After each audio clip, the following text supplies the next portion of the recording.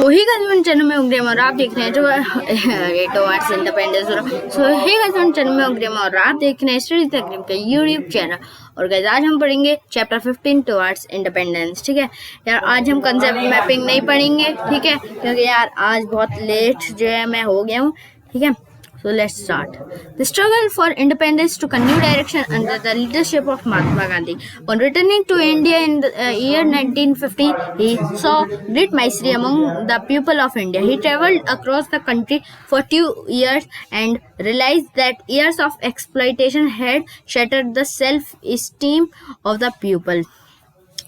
The differences in caste and religion too divided and weakened the Indians. उन्होंने 2 साल यहाँ पर पूरा देखा इसको कि देखा कितनी एक्सप्लॉइटेशन हो रही है ना, तो बहुत इनके साथ बुरा व्यवहार हो रहा है जो कि इंडियंस को वीक कर रहा है। He called for a non violent approach, मतलब शांति से बात करिए। In the fight for freedom he for which he felt the need of uniting India as a nation. He wanted to remove the differences of caste and religion and abolish untouchability. He tried to stop many social evils. इन्होंने मतलब पूरे में ये कि भाई इतना कोशिश की भाई ये छोड़ दे, मतलब नॉन वायलेंट अप्रोच में, मतलब शांति से काम लिया है ना।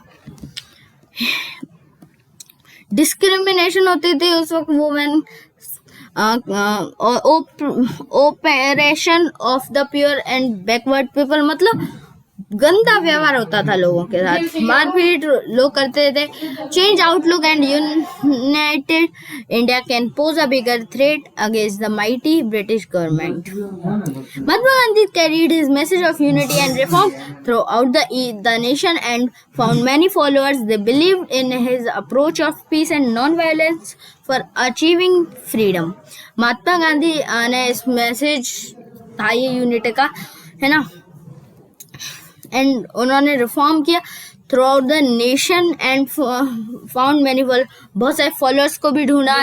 और वो अपने अप्रोच पे बिल्कुल बिलीव करते थे of peace, approach of peace और नॉन वायलेंस था उनका approach for achieving freedom, freedom को अचीव करने के लिए, पाने के लिए। Jallianwala Bagh मस्केर in the year 1919, ठीक है यार कुछ वर्ड्स जो है ना गलत आ जाते हैं तो मैं उनको बता नहीं पाता, इसलिए मैं आपको बताता हूँ।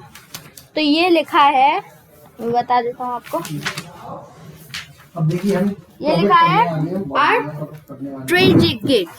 tragic event took place at Jallianwala Bagh in Amritsar which shocked the entire nation including Mahatma Gandhi. A large number of men, women. अब इसमें क्या हुआ था ना, उस जगह जनरल डायर था, ठीक है, तो उसने कहा कि लोग मीटिंग कर रहे हैं जलियांवाला बाग में, ठीक है, अब क्या करना है, तो मैं एंट्रेंस पे जाना है और मतलब देखना नहीं है, आपको गोली चलाते रहना, ठीक है। चलो फिर इन्होंने चलाया, बहुत सारे जो है लोग थे वो मर गए, ठीक है, मतलब आप पीसफुल प्रोटेस्ट कर रहे थे, ठीक है। Indiscriminate firing, people panicked and run out. कुछ लोग तो वहां पर अभी भी एक कुआं है जो उसमें डूब गए, तो मरने तो थे, ठीक है, और हर जगह से मर गए हजारों लोग। Even jumped into a well, thousands of men, women, children were killed, ठीक है। आता है non cooperation movement, every Indian voice his और हर protest against the most inhuman act at Jallianwala Bagh. भाई उस जलियांवाला बाग के मैसेकेर से, हत्याकांड से कितने लोग मतलब दुख में आ गए थे, क्या बीत रही होगी उस वक्त पे। As a protest Mahatma Gandhi started non cooperation movement, उन्होंने महात्मा गांधी ने एम.के. गांधी ने एक स्टार्ट किया non cooperation movement. He requested the people to remain peaceful, भाई उन्होंने कहा कि तुम लोग मत लड़ो, हमें उनसे लड़ना है तो तुम लोग मत लड़ो ज्यादा। ही रिक्वेस्टेड द पीपल बस just obeying the law imposed on them by the British, but लेकिन जो स्टॉप कर दो उसको, आप लोग कर रहे हो उनके लॉस को, ओबे कर रहे हो लॉस को। अब देयर गवर्नमेंट, अब बहुत सारे लोगों ने गवर्नमेंट जॉब छोड़ दी, स्टूडेंट और टीचर्स ने बॉयकॉट कर दिया स्कूल और colleges. This was a clear policy of non violence and non cooperation against the rulers. एक यहाँ पर अटेंशन आ गई है ना कि भाई अब तो इनको जाना ही था।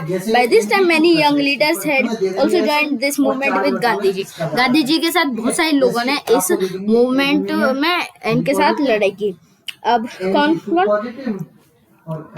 जैसे कि जवाहरलाल नेहरू ने, सुभाष चंद्र बोस, सरदार वल्लभ भाई पटेल, मौलाना अब्दुल कलाम आजाद एंड सरोजिनी नायडू इनमें से कुछ थे, ठीक है। जो ब्रिटिश थी बहुत सारे इस दबाने के इस मूवमेंट को बहुत सारी चीजें करें, बहुत सारे पीपल्स को अरेस्ट किया है ना और जेल में भेज दिया। बट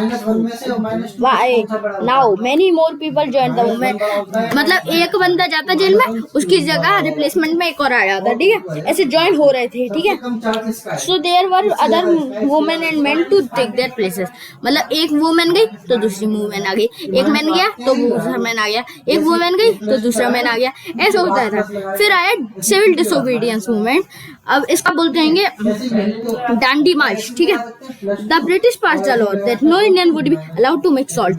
अब इन्होंने ये रूल रख दिया कि कोई इंडियन सॉल्ट नहीं बना सकता, अब नमक कोई नहीं बनाएगा, ठीक है। गांधी जी ने सोचा कि ये लोग है ना बहुत बेकार जो है कराए इन लोगों ने, तो इनका अब हमें अपोज करना है। He decided to march from his ashram। Sabarmati में रहते थे वो, अहमदाबाद में, ठीक है। उनका वहां पर आश्रम था, ठीक है। वो गए शोर विलेज ऑफ डांडी, शोर विलेज में, शोर विलेज में डांडी के 387.85 किलोमीटर पर। 1000 of people joined him on this journey. इस जर्नी में बहुत सारे हजारों लोगों ने इनको ज्वाइन किया। This is known as the Dandi march, इसको डांडी मार्च कहा जाता है। जब डांडी ये लोग पहुंचे, ठीक है, इन्होंने जो है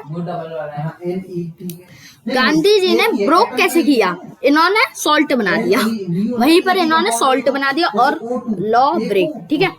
इन्हें जेल भेज दिया गया to protest against his arrest. इसको प्रोटेस्ट करने के लिए इस अरेस्ट को सिविल डिसोबीडियंस मूवमेंट उसके पास मोर ज्यादा मूवमेंटम आ गया। A number of INC leaders, जो INC के इंडियन नेशनल कांग्रेस के लीडर्स है, spread out in every corner of the country to lead the movement। Her movement इस मूवमेंट को लीड करने के लिए INC के सारे लीडर्स चले गए हर कोने में। Khan Abdul Ghaffar Khan started to lead the freedom struggle in the north west में किसने स्टार्ट किया? खान अब्दुल गफ्फार खान। रानी गाइडीन लीव लीडर थी नॉर्थ ईस्ट में, वाइल इन द साउथ, ठीक है। We saw the rise of Chakravarti Raja Gopalachari, है ना। More and more people join the movement, ज्यादा से ज्यादा लोगों ने करा इस मूवमेंट को join. They stop paying taxes, इन्होंने बंद कर दिया टैक्सेस को पे करना। In fact a movement called Satyagraha started, एक मूवमेंट सत्याग्रह स्टार्ट हो गया। Where people willingly came forward to be arrested, जहां पर लोग खुद आते थे हमें अरेस्ट करो, हमें अरेस्ट करो, ठीक है। More than 100,000 people offer to be arrested, बहुत सारे लोग भी अरेस्ट हुए। द जेल वर पैक्ड, अब सारी जेल पैक हो गई। इन दिस वे मूवमेंट जो है इंटेंसिफाइड हो गया, ठीक है, टुवर्ड इंडिपेंडेंस, ठीक है। इन सब pockets of the country revolutionary leaders जो थे कुछ, है ना, अरेंज कर देता हूँ मैं आपको, जैसे कि भगत सिंह, राजगुरु, सुखदेव, चंद्रशेखर आजाद एंड राम प्रसाद बिस्मिल आगे आ गए फ्रीडम के लिए। मीनवाइल सुभाष चंद्र बोस ने अपने एफर्ट डाले और फॉरेन लैंड्स में अपनी आर्मी बनानी शुरू कर दी, Indian national army, foreign countries में, ठीक है, जापान वगैरह में इन्होंने शुरू कर दी, ठीक है। ये अपनी आर्मी बनाने लगे। अब सुभाष चंद्र बोस का था फेमस स्लोगन था जय हिंद और दिल्ली चलो, ठीक है।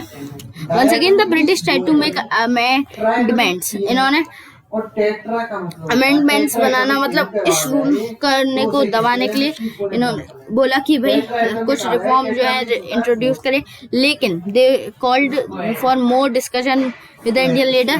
इंडियन लीडर्स के साथ बोला कि हमारे से डिस्कशन करो, और ठीक है। But instead the quit India movement और 92 वॉज लॉन्च। अब आगे क्विट इंडिया मूवमेंट, अब तो हमें छोड़ना ही है। As the movement itself said, it was direct command to the British। ये कमांड थी कि लीव करो इंडिया को, ठीक है। Finally the British were forced to leave। अब इन्होंने लीव कर दिया। जो न्यू प्राइम मिनिस्टर थे, है ना, the new prime minister of England set up cabinet mission. इन्होंने कैबिनेट मिशन बनाया, जो नया प्राइम मिनिस्टर